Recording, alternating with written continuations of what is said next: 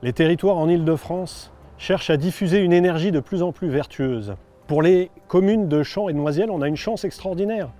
On a un sous-sol qui est propice à une de ces énergies renouvelables, c'est la géothermie.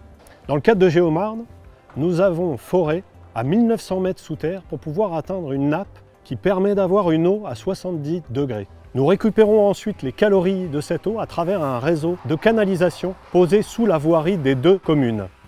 Ce réseau permet de diffuser aux différents bâtiments raccordés une énergie verte pour leur chauffage et leur eau chaude sanitaire.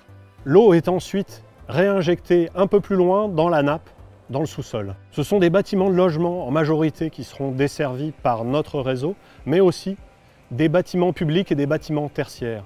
C'est environ à terme 10 000 équivalents logements qui seront raccordés à notre réseau, avec un bâtiment emblématique, le centre aquatique de la communauté d'agglomération Paris-Vallée-de-la-Marne.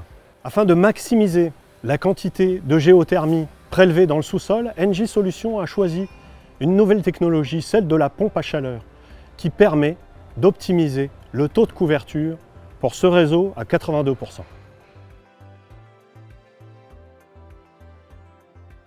À l'origine de ce projet de géothermie, il y a la volonté politique de l'agglomération Paris-Vallée-de-la-Marne de développer les énergies renouvelables et la création d'un réseau de géothermie en est la traduction concrète. Il y a dans ce procédé de nombreux avantages.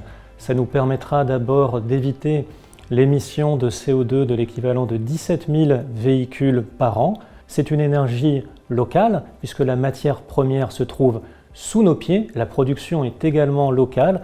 C'est une énergie pérenne qui nous permettra de nous projeter sur plusieurs décennies et c'est également une énergie qui est indépendante à la fois des aléas climatiques, à la différence de l'éolien, et des tensions internationales à la différence du pétrole. Et nous avions déjà une première expérience sur le territoire intercommunal d'un tel réseau de géothermie et après un processus de sélection, le choix de l'agglomération s'est porté sur Engie Solutions et sa filiale locale